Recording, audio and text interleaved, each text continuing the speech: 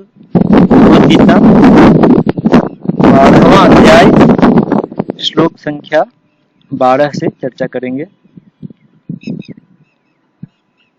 श्रेयो हि ज्ञानम अभ्यासात् ज्ञानात् ध्यानं विशिष्यते ध्यानात् कर्मफल त्यागात् शान्तिरनन्तरम्।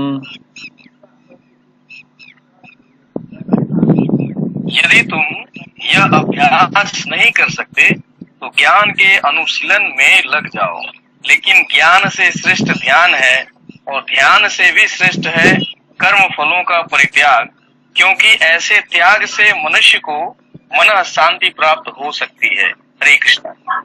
हरे कृष्ण। यहाँ पर भगवान कह रहे हैं, अभी देखिए कल हम लोगों ने देखा कि 4 अलग अलग लेवल्स के बारे में भगवान बात कर रहे थे। पहला लेवल था कि निरंतर चित्त में भगवान के ऊपर ध्यान करना। जिनके लिए वह संभव नहीं था उनके लिए दूसरा लेवल क्या था, किसी को याद है? भगवान के लिए कर्म करना नहीं, वो तीसरा लेवल था। अभ्यास करना भगवान जब द्वारा अभ्यास करके करना। हाँ, अभ्यास का प्रैक्टिस करना, यानी कि यदि हम स्वाभाविक रूप से भगवान का स्मरण नहीं कर पा रहे हैं हमेशा, तो फिर कम से कम प्रैक्टिस करके कभी कभी रेगुलरली स्मरण करना चाहिए।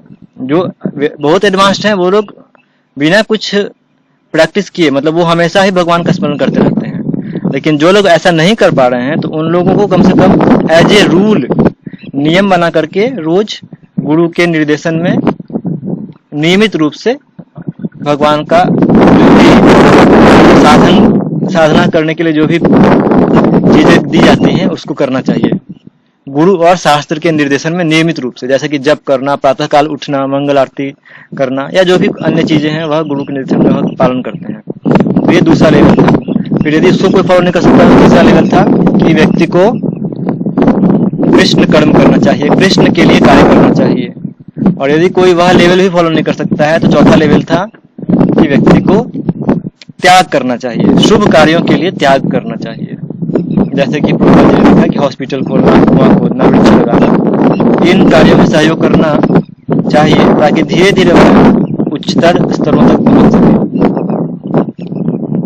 तो यदि कोई इस प्रकार का त्याग भी नहीं कर सके, कोई बोलता है कि नहीं मैं दान भी नहीं दे सकता, किसी भी कार्य के लिए दान नहीं दे सकता, तो अब भगवान 5वां लेवल बता रहे हैं। ये लेवल क्या है? तो यहाँ पर भगवान बता रहे हैं कि यदि तुम यह अभ्यास नहीं कर सकते तो ज्ञान के अनुशीलन में लग जाओ। जैसे कि हम लोग अभी भगवद गीता पढ़ रहे हैं या किसी अन्य इस प्रकार के शास्त्रों का अध्ययन करना, कोई भी शास्त्र जो भगवान के बारे में बताता हो उनका अध्ययन करना, इस प्रकार के कार्य में लग सकते हैं यदि कोई चौथे लेवल को ही फॉलो न कर पाए तो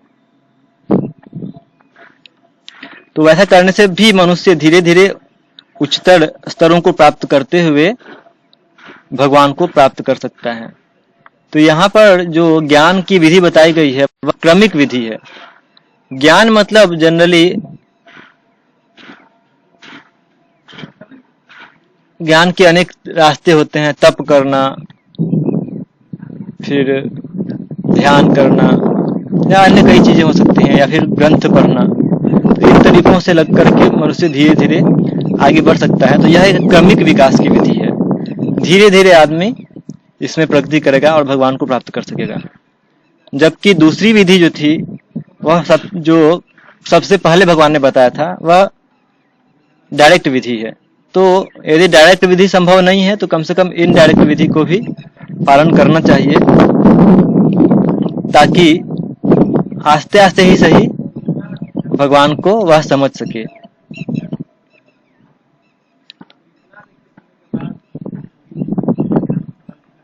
अगला श्लोक रिपीट कीजिए। अद्वेष्टा सर्वभूतानां मैत्रः करुण एव च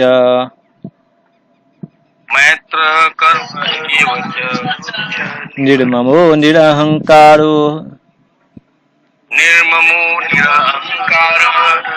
सम दुःख सुख क्षमी सम दुःख सुख क्षमी संतुष्टः सततं योगी संतुष्टः सततं योगी यतात्मा दृढ़ निश्चयः यतात्मा दृढ़ निश्चयः मय्यर्पित मनो बुद्धिर् मय्यर्पित मनो बुद्धिर्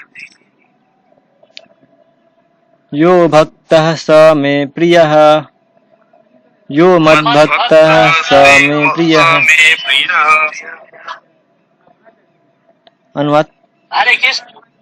जो किसी से द्वेष नहीं करता लेकिन सभी जीवों का दयालु मित्र है, जो अपने को स्वामी नहीं मानता और मिथ्या अहंकार से मुक्त है, जो सुख दुख में संभाव रहता है, सहिष्णु है, सदैव आत्मतुष्ट रहता है, आत्म संयमी है तथा जो निश्चय के साथ मुझ में मन तथा बुद्धि को स्थिर करके भक्ति में लगा रहता है, ऐसा भक्त मुझे अत्यंत प्रिय है। हरे कृष्ण। हरे कृष्ण। यहाँ पर भगवान, अब देखेंगे आप तो भगवान जो 5 लेवल बताए थे तो अभी पुनः पहले लेवल पर आ गए हैं, जो शुद्ध भक्ति का जो स्तर था उस पर बात कर रहे हैं। क्योंकि यह व्यक्ति क्या कर रहा है, जो निश्चय के साथ मुझ में मन तथा बुद्धि को स्थिर करके भक्ति कर रहा है। तो यानी कि ये हाई लेवल है एकदम। वो हमेशा ही मन को बुद्धि को भगवान में स्थिर कर चुका है, तो वह भगवान को अत्यंत प्रिय हो जाता है। तो वह व्यक्ति क्या क्या करता है तो उसके बारे में भगवान बताते हैं कि ऐसा व्यक्ति किसी से द्वेष नहीं करता है। तो द्वेष जो है, द्वेष एक ऐसा अनर्थ है जिसका कोई स्थान नहीं है। जैसे कि हम जानते हैं कि हमारे हृदय में 6 प्रकार के शत्रु कहे जाते हैं: काम, क्रोध, लोभ, मद, मोह, मात्सर्य या ईर्ष्या या द्वेष। तो इन 6 में से आप देखेंगे कि यहाँ पर भगवान और अन्य जगह पर भी भगवान कहते हैं कि द्वेष नहीं करता है। तो द्वेष एक ऐसा अनर्थ है जिसका भक्ति में कोई स्थान नहीं है। यदि किसी के हृदय में कोई अन्य द्वेष हो, कोई अन्य अनर्थ हो, जैसे कि मान लीजिए कि काम है, तो काम को भी व्यक्ति कुछ हद तक काम रहते हुए भी भक्ति कर सकता है, कुछ हद तक क्रोध रहते हुए भी भक्ति कर सकता है, कुछ हद तक मोह रहते हुए भी भक्ति कर सकता है। लेकिन यदि द्वेष है हृदय में तो शुद्ध भक्ति बिल्कुल भी नहीं कर सकता है। इसीलिए भगवान विशेष रूप से इस द्वेष के बारे में यहाँ पर चर्चा करते हैं कि जो किसी से द्वेष न करता हो लेकिन सभी जीवों का दयालु मित्र है, जो अपने को स्वामी नहीं मानता और मिथ्या अहंकार से मुक्त है, यानी कि मोह भी नहीं है, द्वेष भी नहीं है, जो सुख दुख में संभाव रहता है। तो सुख दुख में संभाव रहना यह एनीवे पहले भी बहुत बार आ चुका है और ये आते रहेगा, क्योंकि गीता हमें यह समझाना चाहती है कि कैसे हमें सुख दुख में संभाव रहना चाहिए। सहिष्णु है, सदैव आत्मतुष्ट रहता है, आत्म संयमी है। तो संतुष्टि जो है यह भी एक बहुत बड़ा गुण है जो कि भक्त में होता है। वह भगवान जिस भी परिस्थिति में रखे उसमें संतुष्ट रहता है। इसका अर्थ यह नहीं है कि वह प्रगति के लिए प्रयास नहीं करता है।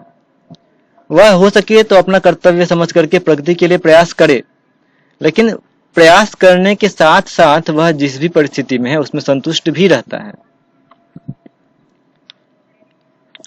तो यह एक गुण भक्त में रहता है, आत्म संयमी होना और मन और बुद्धि को भगवान की भक्ति में लगा के रखना। तो ऐसा भक्त मुझे अत्यंत प्रिय है।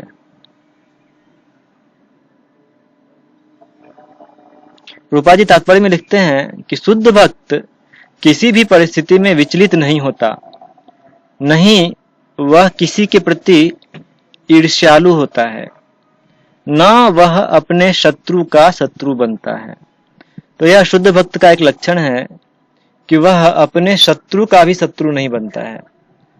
तो जनरली जो भक्त लोग हैं वो तो दूसरे से शत्रुता मोल नहीं लेते हैं, लेकिन प्रायः कभी कभी ऐसा देखा जाता है कि यदि भक्त लोग निर्दोष हैं फिर भी कुछ लोग बेवजह आकर के ही भक्तों से झगड़ा करने लगते हैं, उनसे शत्रुता ले लेते हैं। तो ऐसी परिस्थिति में भी शुद्ध भक्त क्या करता है, तो वह उनका शत्रु नहीं बनता है।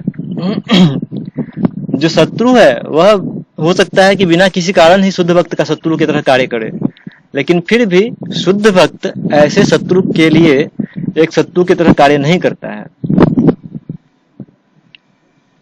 तो जब उस पर कुछ कष्ट आते हैं किसी के कारण, तो वह सोचता है कि यह तो मेरे दुष्कर्मों का ही फल है और भगवान की कृपा से मुझे कम ही मिल रहा है। इस प्रकार वह धीर तथा शांत बना रहता है कष्ट के आने पर भी।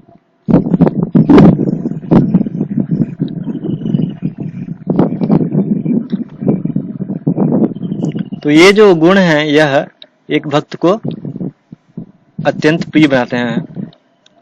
अभी अगले अनेक श्लोक आएंगे जहां पर भगवान यह चीज बताएंगे कि ऐसे कौन कौन से गुण हैं जो एक भक्त को भगवान जिस गुण के रहते हुए भक्त को अत्यंत प्रिय हो जाते हैं, या भगवान एक भक्त को पसंद करने लगते हैं। वे कौन से गुण हैं, यदि किसी भी भक्त में पाए जाएं तो फिर यह गुण भगवान को उस व्यक्ति को भगवान के लिए अत्यंत प्रिय बना देते हैं। तो अगला श्लोक 15वां श्लोक भगवान बोलते हैं, यस्मान्नो द्विजते लोको यस्मान्नो द्विजते लोको लोकान्नो द्विजते च यः लोकान्नो द्विजते च यः हर्षामर्षभयोद्वेगैः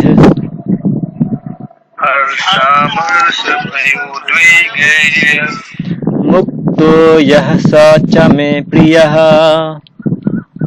मुक्तो यः स च मे प्रियः।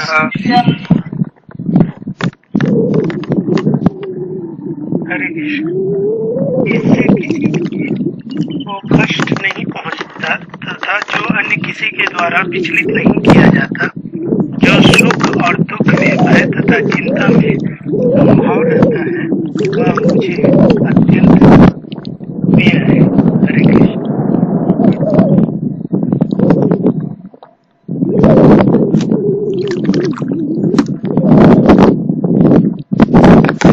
तो हो सकता है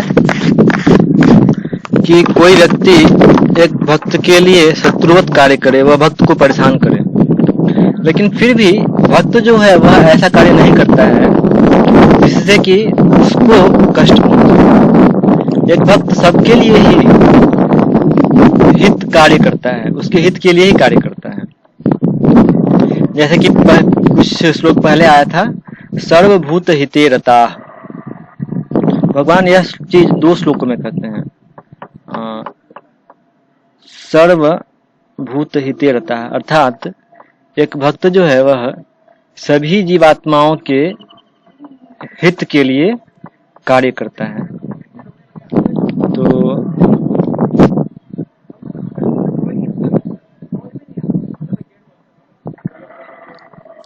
यहाँ पर भगवान कह रहे हैं, यस्मान नो द्विजते लोको, वह किसी को भी कष्ट नहीं पहुंचाता, और लोकान नो द्विजते च यः,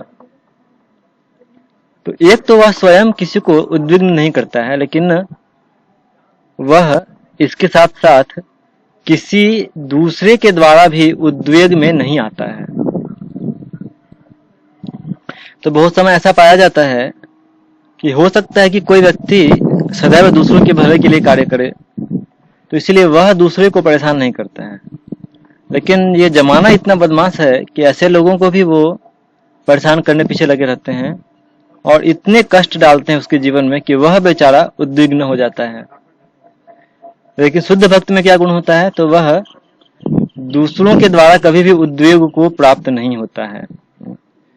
एक तरफ तो वो दूसरों को परेशान नहीं करता है, लेकिन वह उसकी स्थिति ऐसी होती है, वह कृष्ण की सेवा में इतना व्यस्त रहता है कि दूसरे कुछ भी कर लें उसे परेशान नहीं करता, वो सदैव आनंद में रहता है।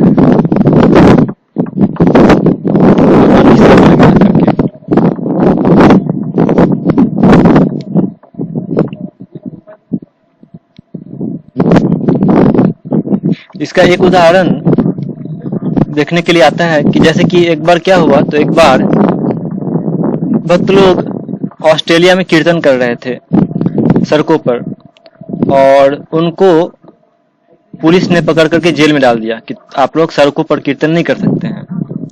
तो भक्तों ने प्रभुपाद जी से पूछा कि प्रभुपाद जी, हम लोग क्या करें, हम लोगों को जेल में डाल दिया गया है और अभी यहाँ से छूटना है तो बेल के लिए तो बहुत रुपए लगेंगे और हमारे पास तो रुपए नहीं है इतने। तो प्रभुपाद जी ने कहा कि क्या समस्या है, आप यदि रोड पर थे तो हरे कृष्णा जप कर रहे थे और जेल में है तो हरे कृष्णा जप कीजिए, आपके लिए क्या फर्क पड़ता है, आपके लिए तो दोनों एक ही जैसा है, तो आप जप कीजिए, कोई प्रॉब्लम नहीं है। तो भक्तों ने जेल के अंदर में भी जप और कीर्तन करना प्रारंभ किया और वो करते रहे और वो आनंद में थे। तो यद्यपि दुनिया जो है उनको परेशान करने का प्रयास कर रही है, लेकिन भक्त जो है वह उससे परेशान नहीं है।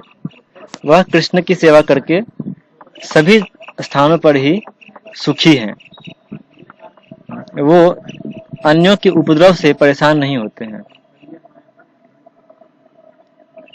तो ऐसा भक्त जो इन समस्त उपद्रवों से परे होता है, कृष्ण को अत्यंत प्रिय होता है। 16वां श्लोक। अनपेक्षः सुतीर्दक्ष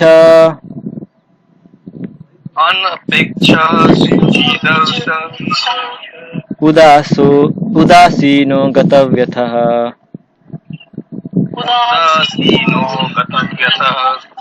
सर्वारंभ परित्यागी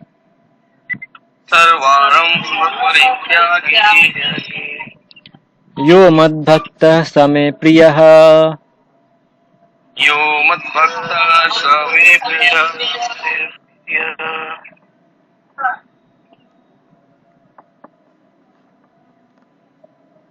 हरे कृष्ण।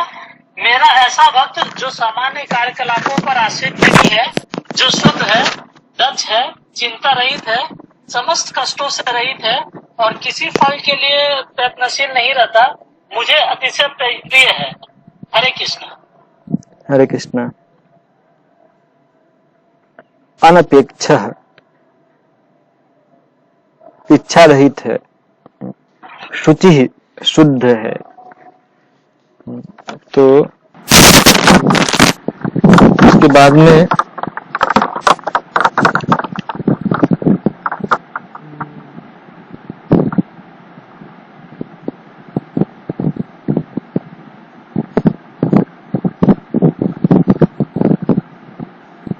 अगले श्लोक में भगवान कहते हैं, यो न हृष्यति न द्वेष्टि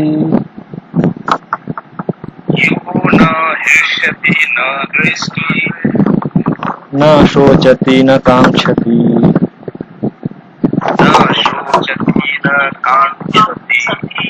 शुभारंभ परित्यागी शुभाशुभ परित्यागी भक्तिमान्यः स मे प्रियः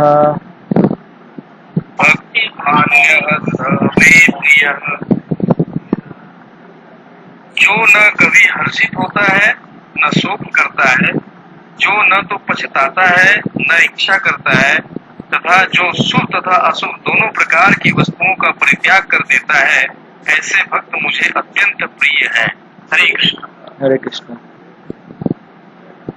तो जो ना हर्षित होता है ना शोक करता है, तो यानी कि जो शुद्ध भक्त होते हैं वो भौतिक लाभ से अधिक हर्षित नहीं होते हैं और भौतिक हानि से अधिक दुखी भी नहीं होते हैं।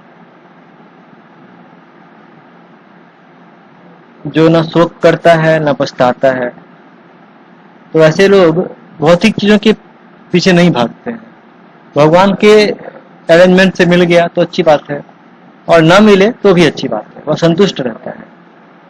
और जो ना पछताता है और ना इच्छा करता है, यदि कोई प्रिय वस्तु खो भी जाए तो उसके लिए पछताता नहीं है, और यदि कोई वांछित वस्तु प्राप्त न हो तो भी दुखी नहीं होता है। तो इससे क्या होता है कि वह शुभ तथा अशुभ दोनों प्रकार के वस्तुओं का परित्याग कर देता है। यानी कि भगवान की सेवा के लिए कभी कभी यदि शुभ या अशुभ जो भी फल भोगना पड़े वह उसके लिए तैयार रहता है। तो ऐसे भक्त मुझे अत्यंत प्रिय होते हैं। तो अभी यदि कोई व्यक्ति इस प्रकार के नियमों का पालन कर सके तो उसके जीवन में, भक्ति जीवन में कुछ बाधाएं नहीं आएंगी। क्योंकि जनरली क्या होता है कि यदि किसी भक्त के जीवन में कुछ बहुत बड़ा शोक की घटना आ जाती है तो वह भक्ति बहुत दुखी हो जाता है, और उस दुख के कारण कभी कभी उसके लिए भक्ति के कार्यों का संपादन करना मुश्किल हो जाता है, वह नहीं कर पाता है उस दुख के कारण, सदमे के कारण। और कभी कभी दूसरी ओर यदि कुछ बहुत अच्छा चीज मिल जाता है, उसको कुछ वांछित चीजें मिल जाती हैं, तो वह इतना सुखी हो जाता है, खुश हो जाता है कि उस खुशी के कारण भी वह प्रायः ऐसा देखा गया है कि वह भक्ति के कार्यों को नहीं ले पाता है। तो लेकिन जो शुद्ध भक्त होते हैं वो इन दोनों चीजों से ऊपर होते हैं। वो इन दोनों ही परिस्थितियों में अपने आप को संभाल रखते हैं और भगवान की सेवा करने का प्रयास करते हैं। तो इसलिए चूंकि वो दोनों ही परिस्थिति में संभाल रहते हैं तो क्या होता है कि वो अपनी सेवा नहीं छोड़ते हैं, चाहे जैसी ही परिस्थितियां हों उनकी सेवा जारी रहती है। और यह उस भक्त को भगवान के लिए बहुत ही प्रिय बना देते हैं। अगला श्लोक मैं पढ़ रहा हूँ, लिखित मत कीजिए।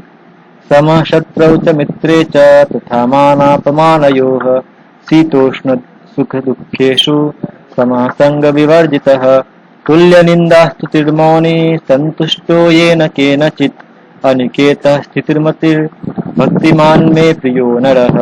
अनुवाद करिए। हरे कृष्ण। हरे कृष्ण। जो मित्रों तथा शत्रुओं के लिए समान है, जो मान तथा अपमान, शीत तथा गर्मी, सुख तथा दुख, यश तथा अपयश में संभाव रखता है, जो दूषित संगति को सदैव मुक्त रहता है, जो सदैव मौन और किसी वस्तु से संतुष्ट रहता है, जो किसी प्रकार की घर बार की परवाह नहीं करता, जो ज्ञान में दृढ़ है और जो भक्ति में संलग्न है, ऐसे पुरुष मुझे अत्यंत प्रिय है। हरे कृष्ण। तो हम पहले भी देख चुके हैं कि कैसे शत्रुओं और मित्रों के लिए समान रहता है। ये हम पहले भी देख चुके हैं। मान और अपमान में एक समान ही रहता है, क्योंकि वह इन चीजों को बहुत सीरियसली नहीं लेता है। कि मान आज हो सकता है कि 10 लोग आपकी बड़ाई करेंगे और कल वही 10 लोग हमारी बुराई भी करते हैं। तो इसलिए वह मान और अपमान इन दोनों को ही सीरियसली नहीं लेता है। जैसे कभी कभी क्या होता है कि मान लीजिए कि कोई साधु है तो वो कहीं कहीं जाते हैं तो क्या होता है, कहीं कहीं पर लोग उनको असम्मानित करते हैं, बोलते हैं कि अरे बेकार के लोग हैं, कुछ काम धाम करो, कमाओ पैसा, क्या ये सब करते हो। तो कहीं कहीं पर बहुत से लोग उनकी निंदा करते हैं, तो वह लोगों के द्वारा निंदा को भी बहुत सीरियसली नहीं लेता है। और कहीं कहीं पर वही व्यक्ति जाता है तो हो सकता है कि बहुत से लोग सामने आते हैं, कोई माला पहनाता है, कोई चंदन देता है, कोई ऊंचे आसन पर बैठाता है और लोग अनेक प्रकार से सम्मान करते हैं। तो वह इस प्रकार के सम्मान को भी सीरियसली नहीं लेता है। वो जानता है कि ये सम्मान मेरे लिए नहीं है, वो सम्मान तो कृष्ण के लिए है। और चूंकि मैं समहाउ कृष्ण से जुड़ा हुआ हूँ तो वो लोग ये जो सम्मान कर रहे हैं यह कृष्ण और मेरे गुरु के लिए सम्मान है, मेरे लिए नहीं है। तो वह एक समझ लीजिए कि प्यून की तरह कार्य करता है और उस सम्मान को रिसीव करके, ग्रहण करके तुरंत अपने गुरुजनों और कृष्ण की ओर भेज देता है। वह स्वयं अपने हृदय पर नहीं रखता है कि मैं इतना महान हूँ कि लोग मेरा सम्मान कर रहे हैं, उसके मन में यह भावना नहीं आती है। और वहीं दूसरी ओर जब लोग उसका अपमान करते हैं तब भी वह उस चीज को उतना सीरियसली नहीं लेता है। वो जानता है ठीक है मेरे में खराबी है, मैं प्रयास करूंगा भक्ति और अच्छे से करूँ, और भक्ति को कंटिन्यू करता है। ऐसा नहीं कि यदि 10 लोग बोल दे कि हरे कृष्णा लोग खराब है, बेकार है, छोड़ दो, तुम बेकार हो, तो लोगों की निंदा से वह दुखी होकर के भक्ति छोड़ दे, ऐसा नहीं है। शुद्ध भक्त निंदा में भी अपनी भक्ति जारी रखता है और स्तुति में भी अपनी भक्ति जारी रखता है। ये चीजें उसे प्रभावित नहीं करती हैं क्योंकि वह अपने हृदय में कुछ भी नहीं रखता है। इसमें एक शब्द आता है मौनी। तुल्य निंदा स्तुति ही मौनी। मौनी मतलब जो मौन धारण करे। तो एक प्रश्न उठ सकता है कि क्या एक भक्त को मौन धारण कर लेना चाहिए, चुप रहना चाहिए हमेशा, क्या करना चाहिए? क्योंकि यहाँ पर भगवान कह रहे हैं कि जो मौनी व्यक्ति होते हैं वह मुझे प्रिय है, तो क्या हमें भी मौन धारण कर लेना चाहिए? एक प्रश्न उठ सकता है। तो इसका उत्तर है कि प्रभुपाद जी लिखते हैं कि वह कृष्ण कथा के अतिरिक्त कुछ भी नहीं बोलता, अतः उसे मौनी कहते हैं। मौनी का अर्थ यह नहीं कि वह बोले नहीं, अपितु यह कि वह अनर्गल आलाप न करे। मनुष्य को आवश्यकता पर बोलना चाहिए और भक्त के लिए सर्वाधिक अनिवार्य वाणी तो भगवान के लिए बोलना है। तो यानी कि मौनी का अर्थ यह नहीं है कि चुपचाप रहना हमेशा, बल्कि मौनी का अर्थ है कि जहां तक हो सके सिर्फ कृष्ण की सेवा के लिए ही बोलना, और अन्यथा यदि आवश्यक न हो तो चुप रहना, तब इसे भी मौन कहते हैं। या फिर कभी कभी हमारे व्यावहारिक जीवन में हमें कुछ बहुत ही आवश्यक चीजें तो हमें बोलनी पड़ सकती हैं, लेकिन आवश्यकताओं को छोड़ करके बेवजह हमें बक बक नहीं करते रहना चाहिए, शांत रहना चाहिए और अधिक से अधिक समय को प्रयास करना चाहिए कैसे भगवान पर लगाएं। तो इस प्रकार से वह मौनी बनता है। यानी कि हम लोग जब जप करते हैं तो वह भी एक प्रकार का मौन है। मौन मतलब कि फालतू की बातें मत करो। जैसे कि कभी कभी एक बच्चा जब बहुत बदमाशी करता है तो उसको माता पिता बोलते हैं कि अरे तुम बहुत हल्ला कर रहे हो, अभी चुप रहो। तो ये जो चुप रहना है मतलब क्या हुआ कि कम से कम तुम फालतू की बातें मत करो, शांति से बैठ जाओ। लेकिन वही बच्चा यदि अच्छी बातें करना शुरू कर देगा तो उस समय उसको चुप रहने की आवश्यकता नहीं है। तो जो मौन है उसका अर्थ है अनर्गल बातें न करना।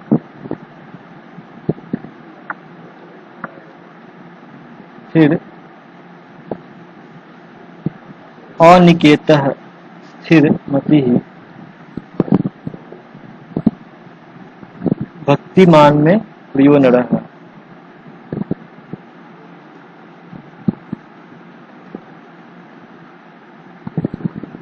तो जो शुद्ध भक्त होते हैं वो आवाज की भी चिंता नहीं करते हैं। यदि आवश्यकता हो तो पेड़ के नीचे भी रह सकता है और कभी आवश्यकता हो तो ऊंचे महलों में भी रह सकता है। लेकिन शुद्ध भक्त का गुण क्या है? तो वह इन दोनों में से किसी भी चीज के प्रति आसक्त नहीं होता है। न तो वह एक पेड़ के प्रति आसक्त होता है और न ही एक बड़े महल के प्रति आसक्त होता है। तो यह एक लक्षण शुद्ध भक्त का है।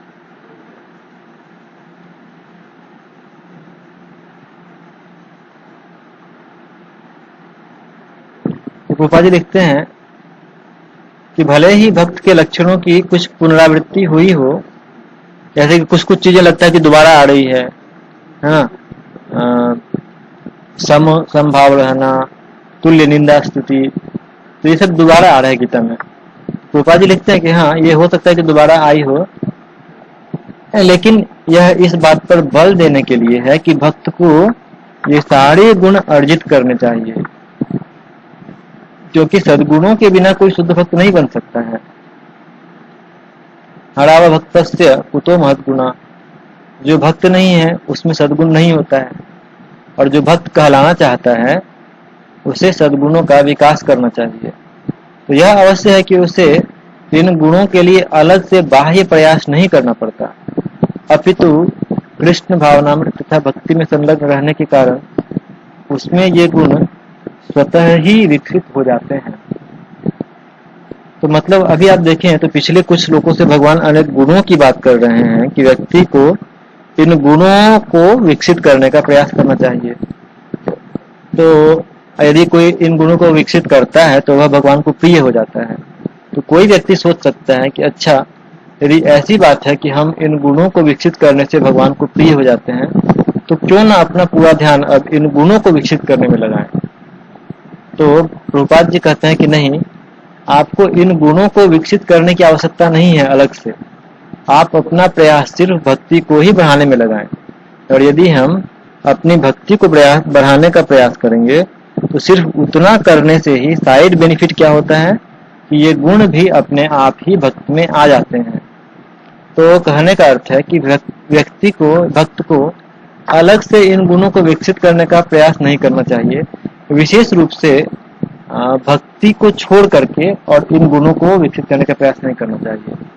हाँ, यदि व्यक्ति भक्ति कर रहा है और साथ में साइड में इन गुणों को विकसित करने का प्रयास करे तो वो ठीक है, लेकिन ऐसा नहीं सोचना चाहिए क्योंकि ये गुण वाले लोग भगवान को प्रिय हैं तो इसीलिए अभी मैं पहले इन गुणों को ही विकसित करूंगा तब जाके भक्ति करूंगा। तो यह सोच गलत है, क्योंकि आप देखेंगे कि हर श्लोक में भगवान ये भी कहते हैं कि आप देख रहे हैं यहाँ पे क्या, जैसे कि 19वां श्लोक है तो वहां पर भगवान क्या कहते हैं, भक्तिमान में प्रियो न रहा, भक्ति वहां पर अवश्य रहना चाहिए। स्थिरमति, अनिकेतः, संतुष्ट, ये सब ठीक है, लेकिन ये चीजें अपने आप में भगवान को संतुष्ट करने के लिए काफी नहीं है, साथ में उस व्यक्ति में भक्ति भी होनी चाहिए। तो हमें भक्ति को किनारे करके इन गुणों को विकसित करने का प्रयास नहीं करना चाहिए, बल्कि भक्ति को विकसित करने पर अपना मुख्य ध्यान लगाना चाहिए और साइड में यदि हम प्रयास कर सकते हैं तो अच्छा है इन गुणों को भी विकसित करने का।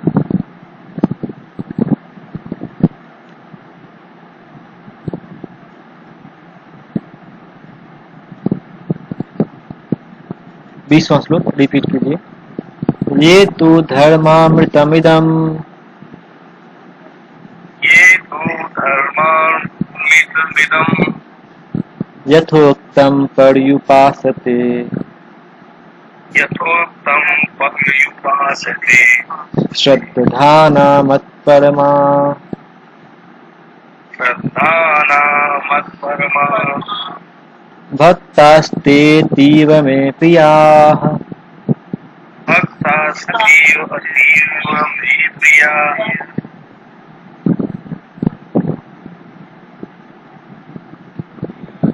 हरे कृष्ण। जो इस भक्ति के अमर पथ का अनुसरण करते हैं और जो मुझे ही अपना चरम लक्ष्य बनाकर श्रद्धा सहित पूर्ण रूप में संलग्न रहते हैं, वे भक्त मुझे अत्यधिक प्रिय है। हरे कृष्ण। हरे कृष्ण। तो आप देखिए कि भगवान भी स्पष्ट रूप से कह रहे हैं कि हमारा जो मुख्य कार्य है, हमारा मुख्य ध्यान इसी पर रहना चाहिए कि हम कैसे भक्ति के पथ का अनुसरण करें। और जब हम यह कार्य करेंगे तो इस एक कार्य के द्वारा ही हम भगवान को प्रिय हो सकते हैं। वही आप 12वें अध्याय के प्रारंभ में जाएंगे तो आपको याद आएगा कि प्रारंभ में अर्जुन ने प्रश्न किया था कि सगुण मार्ग और निर्गुण मार्ग दोनों में कौन श्रेष्ठ है। तो इसके उत्तर में भगवान यहाँ पर आप देखेंगे कि कैसे स्पष्ट रूप से कह रहे हैं कि जो लोग मेरी भक्ति करते हैं, तो भक्ति तो सगुण वाले लोग ही करते हैं, तो जो लोग मेरी भक्ति करते हैं वे लोग मुझे प्रिय हैं। तो यानी कि यहाँ पर स्पष्ट रूप से भगवान कह रहे हैं कि सगुण उपासक जो है वह निर्गुण उपासक की अपेक्षा मुझे अधिक प्रिय है, वो अधिक श्रेष्ठ है, वो मार्ग अधिक श्रेष्ठ है।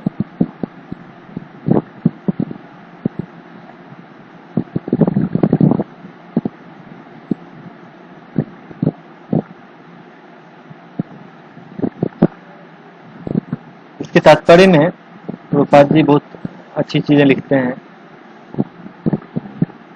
इस अध्याय में दूसरे से अंतिम श्लोक तक मय्यावेश्य मनो ये माम से लेकर ये तो धर्मामृतमिदम्, यानी कि मुझ पर मन को स्थिर करके यहाँ से शुरू करके और नित्य सेवा इस धर्म को तक भगवान ने अपने पास तक पहुंचने की दिव्य सेवा की विधियों की व्याख्या की है। ऐसी विधियां उन्हें अत्यंत प्रिय हैं और इनमें लगे हुए व्यक्तियों को वे स्वीकार कर लेते हैं। अर्जुन ने यह प्रश्न उठाया था कि जो निराकार ब्रह्म के पथ में लगा है वह श्रेष्ठ है या जो साकार भगवान की सेवा में। तो भगवान ने इसका बहुत स्पष्ट उत्तर दिया कि आत्म साक्षात्कार की समस्त विधियों में भगवान की भक्ति निस्संदेह सर्वश्रेष्ठ है। दूसरे शब्दों में इस अध्याय में यह निर्णय दिया गया है कि सुसंगति से मनुष्य में भक्ति के प्रति आसक्ति उत्पन्न होती है, जिससे वह प्रामाणिक गुरु बनाता है और तब वह उससे श्रद्धा, आसक्ति तथा भक्ति के साथ सुनता है, कीर्तन करता है और भक्ति के विधि विधानों का पालन करने लगता है, इस तरह वह भगवान की दिव्य सेवा में तत्पर हो जाता है। इस अध्याय में इस मार्ग की संस्तुति की गई है, यानी कि इस अध्याय में भक्ति के मार्ग की संस्तुति की गई है। अतएव इसमें कोई संदेह नहीं रह जाता कि भगवत प्राप्ति के लिए भक्ति ही आत्म साक्षात्कार का परम मार्ग है। इस अध्याय में परम सत्य की जो निराकार धारणा वर्णित है, उसकी संस्तुति उस समय तक के लिए की गई है जब तक मनुष्य आत्म साक्षात्कार के लिए अपने आप को समर्पित नहीं कर देता। दूसरे शब्दों में, जब तक उसे शुद्ध भक्त की संगति करने का अवसर प्राप्त नहीं होता, तभी तक निराकार की धारणा लाभप्रद हो सकती है। मान लीजिए कि कोई व्यक्ति है, उसे शुद्ध भक्तों का संग नहीं मिला,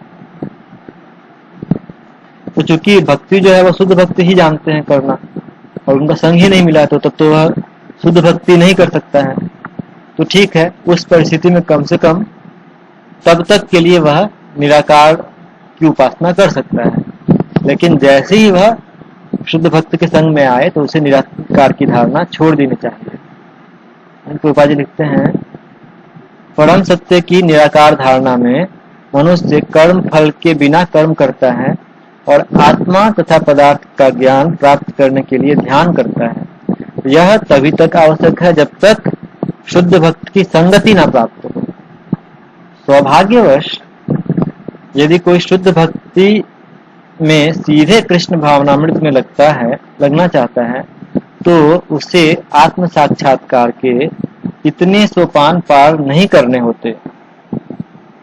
भगवत गीता के बीच के 6 अध्यायों में जिस प्रकार भक्ति का वर्णन हुआ है, वह अत्यंत हृदयग्राही है। किसी को जीवन निर्वाह के लिए वस्तुओं की चिंता नहीं करनी होती, क्योंकि भगवत कृपा से सारी वस्तुएं स्वतः सुलभ होती हैं। इस प्रकार भगवत गीता के 12वें अध्याय भक्ति योग का भक्ति वेदांत तात्पर्य पूर्ण हुआ। जय श्रील प्रभुपाद की जय।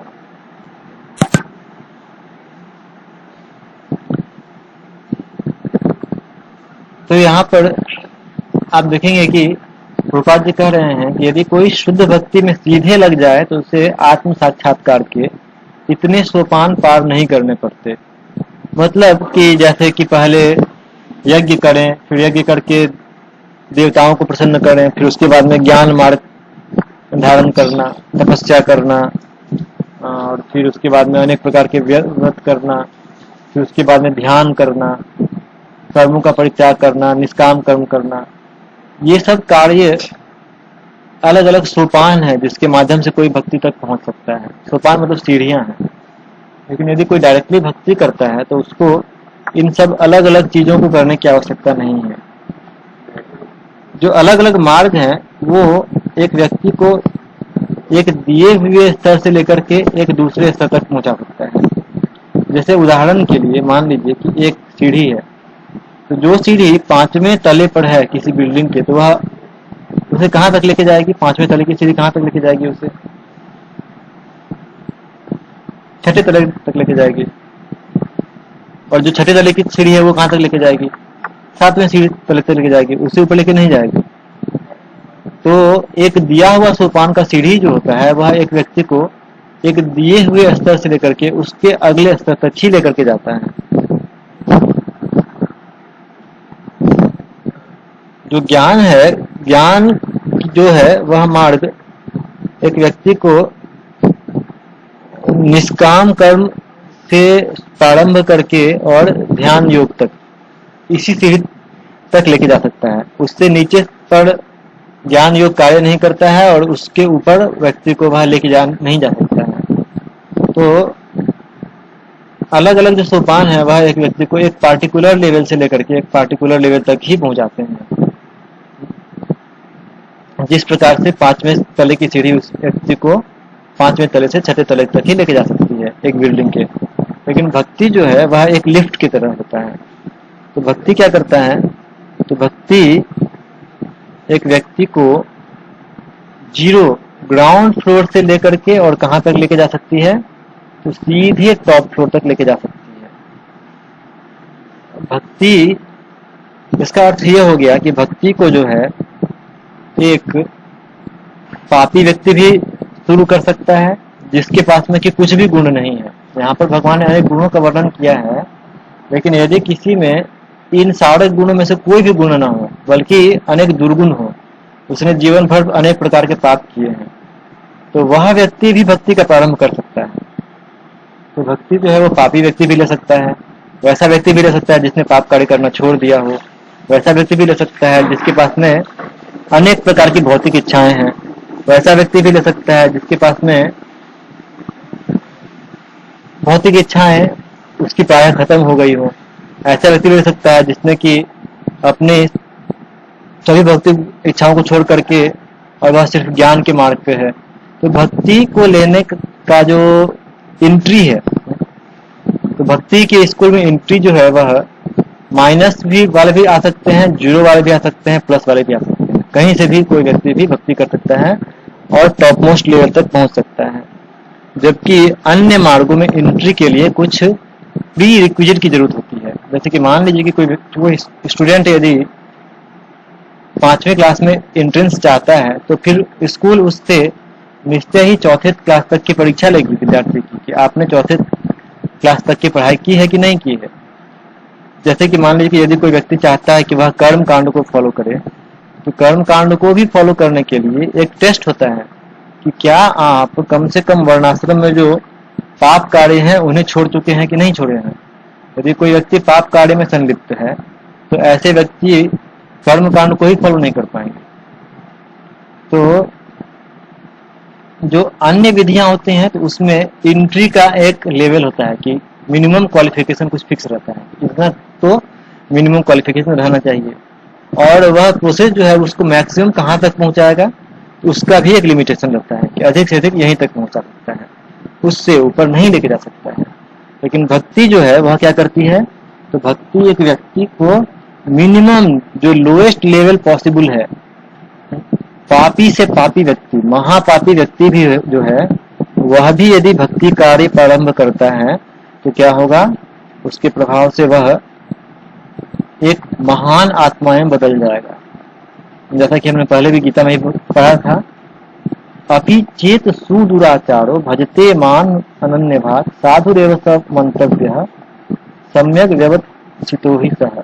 यदि कोई बहुत ही दुराचारी व्यक्ति है, ऐसा व्यक्ति भी यदि शुद्ध भक्ति प्रैक्टिस कर रहा है तो वह व्यक्ति को साधु ही मानना चाहिए, क्योंकि वह सम्यक व्यवस्थित है, यानी कि वह शुद्ध भक्ति अभी भी कर रहा है। तो शुद्ध भक्ति की यह शक्ति होती है कि वह एक व्यक्ति को किसी भी लेवल से उठा करके टॉप मोस्ट लेवल तक लेके जा सकती है, जबकि अन्य मार्ग का एक लिमिटेड क्षमता होता है कि मिनिमम क्वालिफिकेशन वहां से ही लेकर के शुरू करती है और मैक्सिमम जो है वह एक पार्टिकुलर लेवल तक ही पहुंचाती है। वो जनरली अन्य मार्ग जो होते हैं वो व्यक्ति को टॉप मोस्ट लेवल तक नहीं पहुंचा सकते हैं। जैसे यदि कोई छठे क्लास में पढ़ाई कर रहा है तो वह उसको 5वें क्लास से लेकर के 7वें क्लास में प्रमोट करेगी, ये छठे क्लास का कार्य है। ऐसा नहीं है कि जो व्यक्ति छठे क्लास का पढ़ाई किया है वह सीधे 5वें से 10th क्लास में प्रमोट हो जाएगा, ऐसा नहीं होता है। लेकिन भक्ति वह चीज है जो कि व्यक्ति को नेगेटिव लेवल से भी शुरू करके और टॉप मोस्ट लेवल तक पहुंचा सकती है। तो ये 12वां अध्याय था। किसी कुछ प्रश्न हो तो पूछ सकते हैं।